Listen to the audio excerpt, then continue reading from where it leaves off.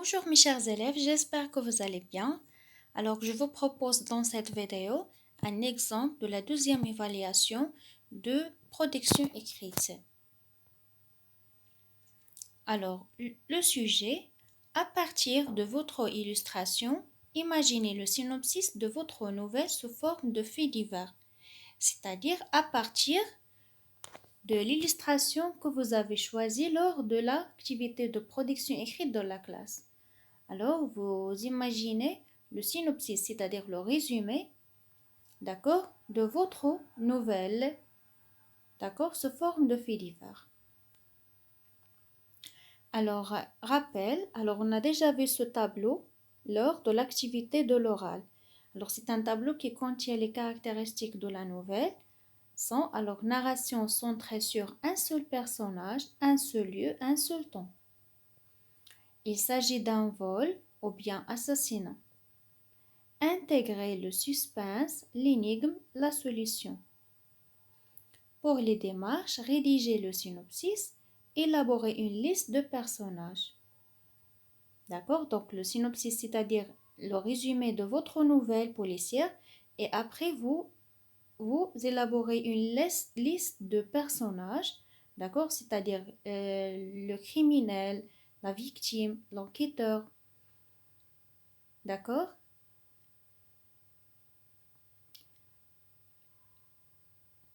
Et après, on a règlement. Alors ici, on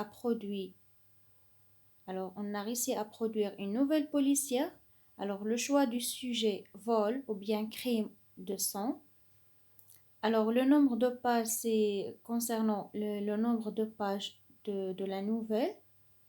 D'accord? Écriture. Alors pour l'écriture, bien sûr, si vous voulez l'écrire sur, sur ordinateur, d'accord?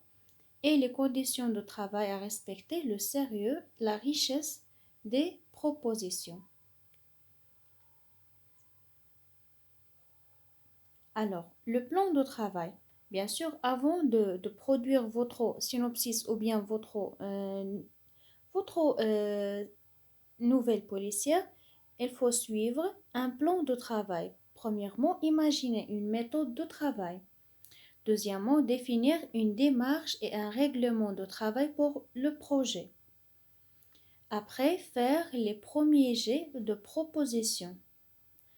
Et après, s'organiser. Et ensuite, se rappeler de la structure narrative du récit. Alors, quelle est la structure narrative du récit? Bien sûr. Alors, première étape, la situation initiale. Après, on a l'élément perturbateur. Et après, les péripéties. Et enfin, le dénouement ou bien la chute finale, ou bien la situation finale. Alors, et enfin, produire un synopsis respectant les différentes étapes de la structure narrative. D'accord?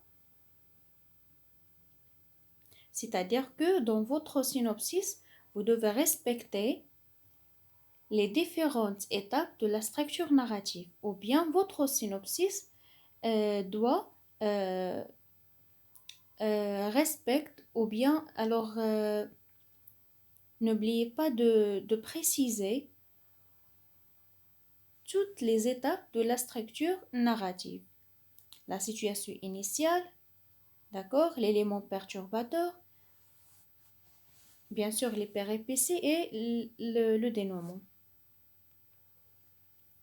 Alors voilà un exemple. L'inspecteur Schreiber prenait son café matinal tranquillement au restaurant La Fontaine. C'était une matinée ensoleillée et tranquille du mois d'août. Soudain, un bruit de chute du troisième étage. C'était Madame Nathalie Blanchard, une femme de fortune en conflit avec son mari. On a cru au début que c'était un suicide, mais à travers l'enquête, les fils conduisaient vers le suspect qui était intelligent, n'a laissé aucune trace derrière lui.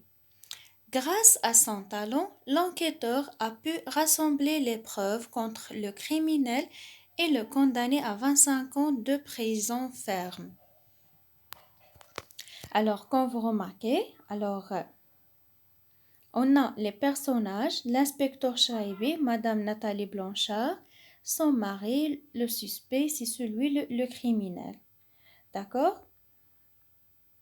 Et bien sûr, l'inspecteur Chaibi, c'est celui, l'enquêteur. Alors, on a ici, on a la situation initiale, on a l'élément perturbateur, on a soudain, d'accord?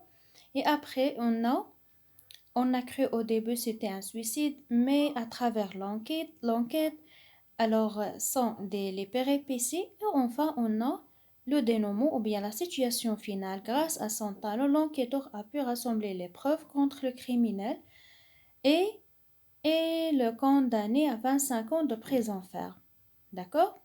Alors vous essayez vous aussi de produire votre synopsis. D'accord? Vous avez déjà j'ai partagé avec vous des exemples dans l'activité de l'oral et aussi dans la leçon de euh, caractériser euh, en vue de créer une impression. D'accord? Alors j'espère que vous avez compris. Alors je vous souhaite bon courage. À très bientôt. Au revoir.